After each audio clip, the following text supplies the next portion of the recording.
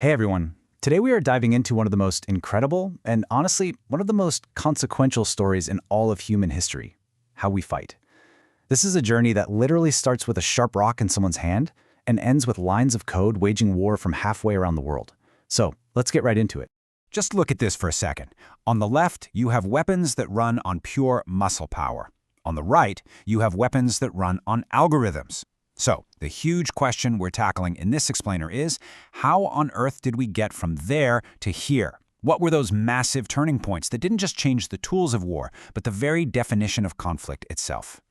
All right, so our story has to start here, back in a time when warfare was up close, incredibly personal, and unbelievably brutal. Victory came down to raw physical strength, the quality of your steel, and whether you had the guts to face your enemy. Literally, face to face. What you're looking at here is a non-stop arms race. As swords and spears got sharper and deadlier, armor had to get tougher. So we see this evolution from bronze to iron all the way to high-quality steel. It was this endless, brutal cycle of offense versus defense that went on for thousands of years. And this is just a perfect example of how one piece of tech could throw everything into chaos. The longbow, it was a complete game changer. All of a sudden, a lifetime of training as a knight, a fortune spent on the best plate armor, all of it could be useless against a well-trained archer with a simple piece of wood. It totally leveled the playing field. So now we get to the next giant leap, and this was a chemical revolution. Gunpowder didn't just add a new toy to the sandbox, it completely tore up the rulebook. The whole era of the invincible knight and the mighty fortress, well, it was about to end with a very, very loud bang. You have to remember, for centuries, a giant stone wall was the absolute best defense you could have. But as soon as you put gunpowder into a cannon, those walls became a death trap. The raw kinetic energy of a cannonball could just pulverize fortifications that people thought would stand forever.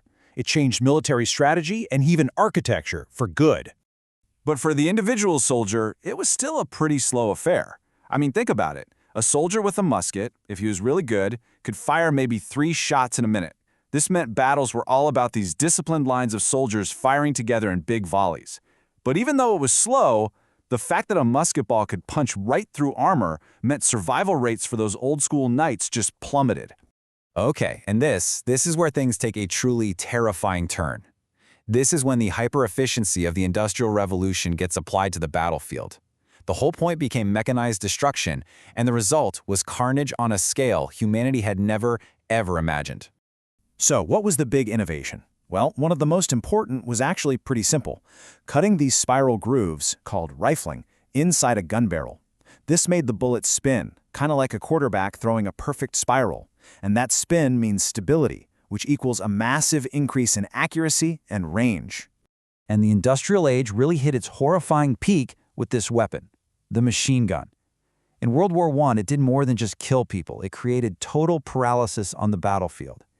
It made charging across open ground, that no man's land, an act of suicide. It led directly to trench warfare and forced new innovations, like the tank, just as a way to survive it. Just let this number sink in for a second. We went from about 3 shots per minute with a musket to 600 rounds per minute. That is a 200 times increase in the rate of fire. It's just a staggering, unbelievable leap in killing power that changed the human cost of war forever. The next shift was, well, it was even bigger. It wasn't just about more killing power anymore.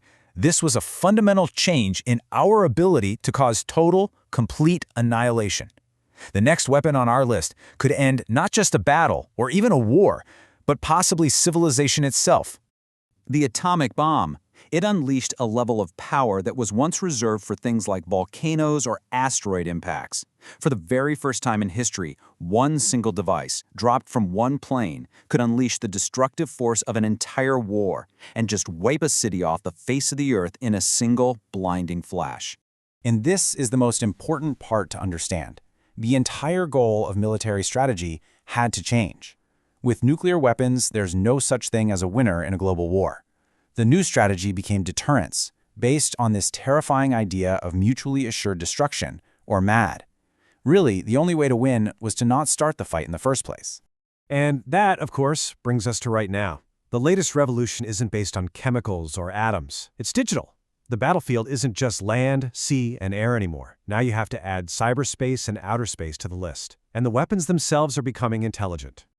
This comparison says it all, doesn't it? An old-school trebuchet took a ton of skill and guesswork to manually chuck a huge rock in the general direction of a castle. Today, a GPS-guided missile uses satellite data to literally aim itself, flying for hundreds of miles to hit a target with stunning accuracy.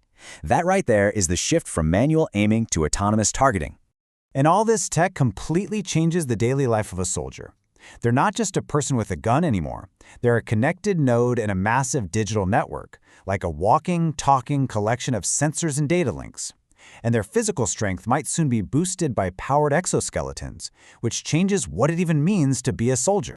You know, this new digital world also creates a totally new kind of fighting, asymmetric warfare. It's where a huge, powerful, conventional army can be seriously challenged by a small group using off-the-shelf drones, or where a country's power grid can be attacked not with bombs, but with a few clever lines of code. And this evolution is speeding up.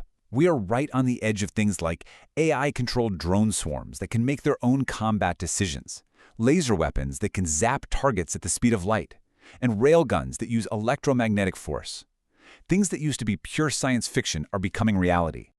And if there's one thing to take away from all this, it's this right here. The most powerful weapon of the future might not be made of steel or explosives. It might just be a really smart algorithm. A piece of software that can outthink an opponent, shut down a city, or guide a drone swarm perfectly. The bullet is literally being replaced by the bit. So, I'll leave you with this final thought. For pretty much all of human history, a battlefield was a real, physical place you could point to on a map. But if a weapon can be hidden inside an email, and an attack can be launched from a coffee shop thousands of miles away, then where do the boundaries of war even exist anymore? That's a question we're all going to have to figure out as we head deeper into this wild new era.